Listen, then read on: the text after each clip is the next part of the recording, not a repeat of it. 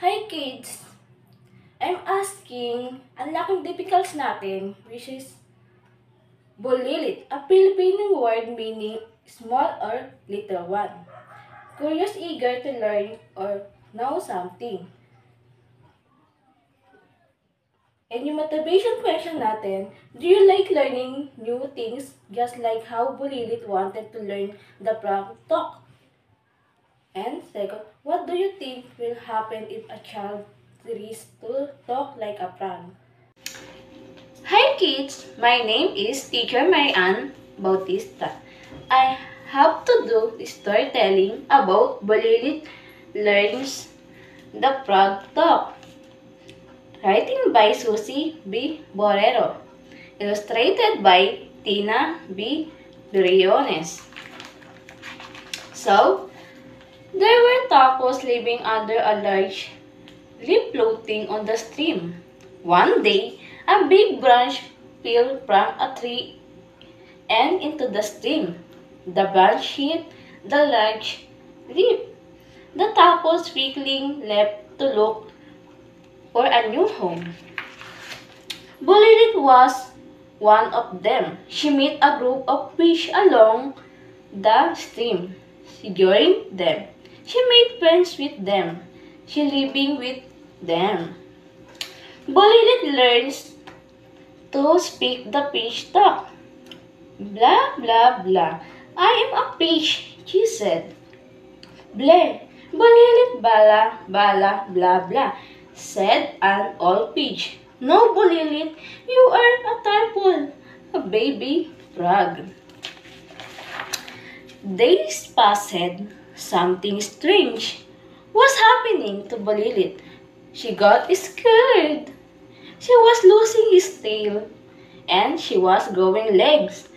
Poor legs.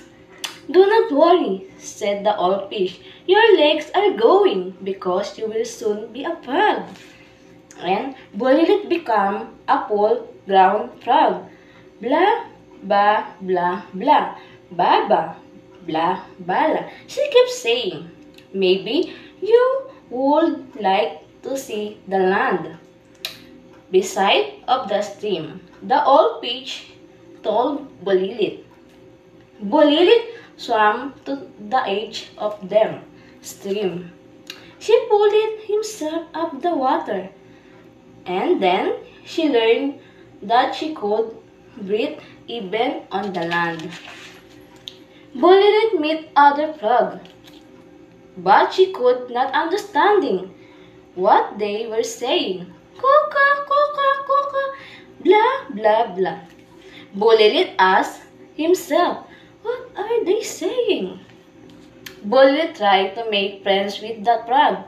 Blah, blah, blah, blah. Can we be friends? Frog looked at each other. Coca, coca, coca. Do you understand him? They asked one another. Bulilit tried hard to learn the frog talk.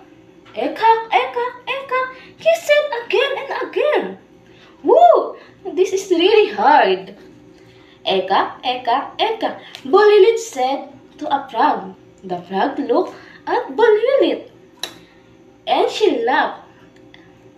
Kokak, kokak, kokak, you said a bunny, he said. She laughed some more. Bulilit went back to the stream. She wanted to live with the fish again. Blah, blah, blah, I'm back, she said to the fish. Blah, blah, blah, I am happy to see you, the old fish replied. But why do you look sad? Bulilit told the old fish. I want to be friends with the frog, but we do not understand each other. Blah, blah, they blah, blah. You can also talk like the frog. Do, the old fish said. Just keep trying.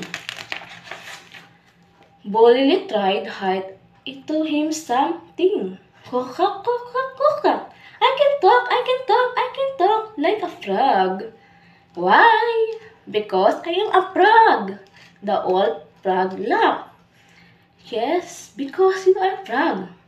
Bulilit meet other frog. They were kind frog. They were happy frog. She made friends with them.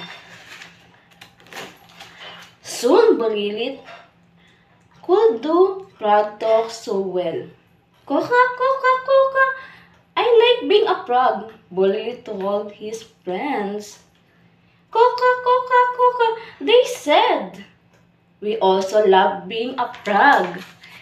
And so, I have a question about the story I read. Number 1, why did Bulilit live with the fish? Number 2, what kind of talk did she learn? So, I need a question about this story.